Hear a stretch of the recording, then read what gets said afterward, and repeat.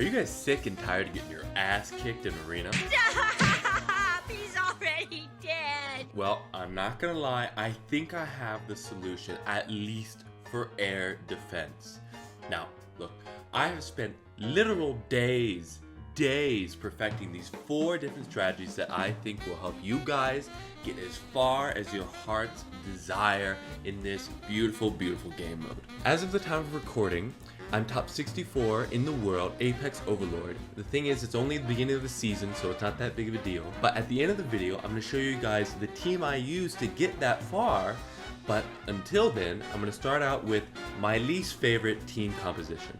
Now, this is still a fantastic team composition. It's what I used when I first got my Aracha. Now, let's run through this. I'm going to go step by step because, as you guys know, the timings of the ult and everything is extremely complicated. First thing is, if you have a Aracha, you want to place your Silas exactly where you see him right there, because obviously you want to get, he's got the extended range, so you want to take use of that. I'm not going to use that in every single strategy, but especially in this one. You've seen a few Idrils being used in other videos of the same genre talking about air DPS. But the thing is that she isn't very useful outside of the second round to help out with the purple guys. So I cut her. I don't think she's very useful. Now, on this third round here, the only ult you're going to use is Dolores. It's not super ideal, but that's why we save it. It's able to get rid of them faster than most others will be able to. Moving on to the next one though. This one is, I would say, one of the most complicated timings because it really depends on what gear you have on your people. If your gear is good enough so that none of those little guys sneak through, then you're able to get away with using her ult to get rid of the last 2 people. Now, the timing on this one is very specific because you need to be able to nail them right when they come out of the gate. Of course, the higher awakenings you have on him, the faster those guys will die, but they die relatively quickly.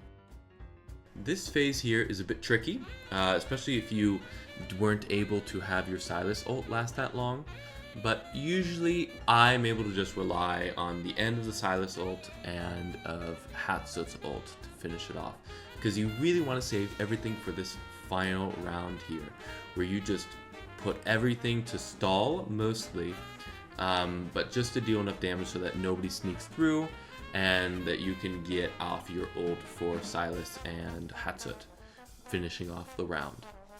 This is where things get a bit spicy, because since we don't have a Aracha, I'm actually going to put our Silas here, and just like with all the other ones, you want to put your Dolores. Dolores is really important. The thing is that even though you don't have the damage boost from Aracha, I don't think it has that big of an effect on the game itself.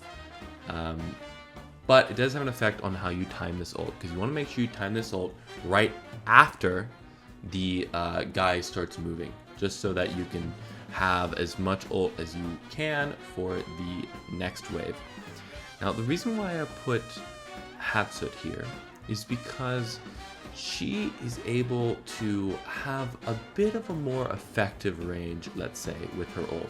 Even though she's further away or the enemies have to move further to get to her, aka it takes longer, the thing is that she still is able to pick up a few stragglers if they sneak by, if you're trying to push up very far, which does happen often.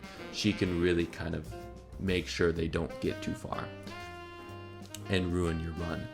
Just like last time, this is again the most complicated, because if you have any of these guys sneaking by here, as you can see, you can use her ult to really finish them off. But if you don't have the gear on her, it won't work. Again, the timing is very precise here. You want to actually click it faster than I did. But he's able to get rid of this wave very quickly, even without a Aracha. The thing is, how you place down your Boreas is important, and you can adjust it, seeing as you want. But you want to use the fact that right when you place him down, he does a nice little freeze so that you can buy as much time as possible. Being able to use the Dolores and Hatsut ult for this one. Boreas will be able to solo this entire wave here. There is no other ults you need. He is just that good, even after the nerf. But that's why I'm using him in this comp. Now, unlike the first strategy I showed you guys, this one and the Boreas one are extremely consistent and are able to punch up very high. The thing is though that this starts exactly how the Boreas one does, so I'm going to use this time to talk about the artifacts that I would recommend you guys use. I'd recommend on your Silas use either Spirit Siphon or Idril's Gaze. And on my homegirl here, Hatsut, I would recommend either Blood Signet or Idril's Gaze. On Dolores, I'd use a Golden Scarab or Euphoric Orb. And on our Mari, I would use the Tomb of Horror. Also on the Theowin, I would use a Sharpshooter Crest. With Boreas, I would use Tear of Twilight or Unfortunate Skull. For Racha and Arrogance, I would use Frigid Flame.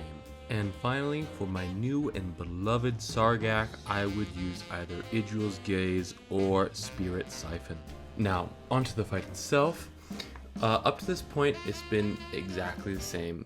So the only difference is gonna be that we're gonna place down Arrogance at the very end, and Arrogance is gonna be really the linchpin for the entirety of the second to last round.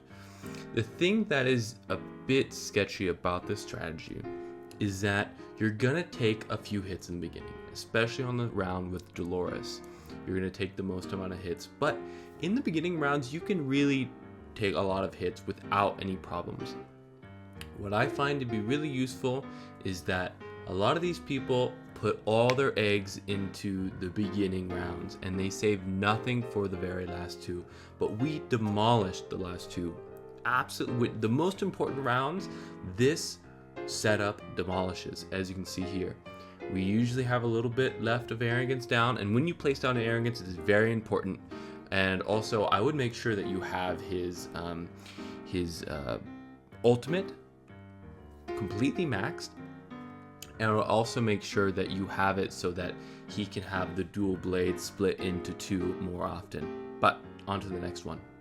Now, my favorite one and the newest one, the one that I used to get as high as I did today, this one is great for a lot of reasons. The main problem that we have with I have with my setups here is that often in the round where you have to use Dolores, that's when you get hit the most. That's where you take the most amount of damage. So having someone to replace Dolores is extremely important. That's where Sargak comes in. He is just fantastic. The thing that's not great about Silas is that most of his damage comes from his ult, right?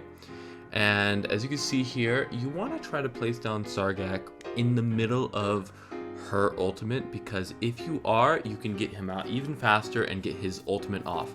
I don't even have his skills very high right now because I got him recently. So he would get that ult even sooner and this round would be done even faster, right? But what makes him especially great is his ability to quickly destroy things, right? So his speed is very high, so he's able to hit multiple targets very quickly. And just like all the other rounds, you want to wait for the perfect timing to be able to use your ult here with Hatsut. Now, the thing to remember is that the further through the match, the more damage Sargak is going to do, because the lower his health is going to be from using his ultimate. Also, the real kind of issue that I'm running into here is that when I punch up very high against other people, I find that on this round, my ult for Hatsut is barely enough, right? It gets the job done, but as you can see here, they get very close to sneaking by. So if you want to adjust that, if you want to also use the Mari ult, do what you feel is appropriate. but that's what works for me.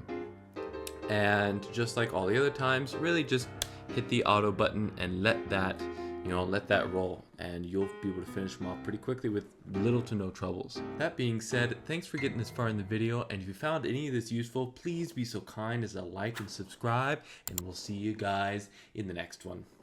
Bye guys. Bye.